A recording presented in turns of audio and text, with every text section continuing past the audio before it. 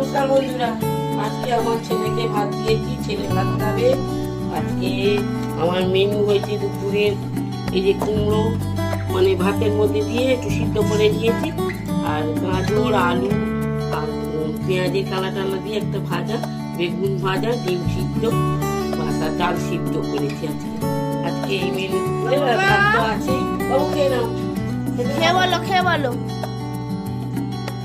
কুমড়ো ভাতটা কেমন হয়েছে। ভালো আছে?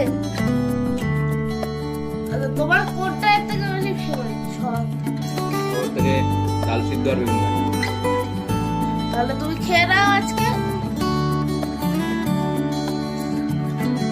তো আমাদেরকে একটু সাপোর্ট করবেন, ঠিক আছে? আর মেনুটা আজকের কিরকম লাগলো সেটাও অবশ্যই জানাবেন।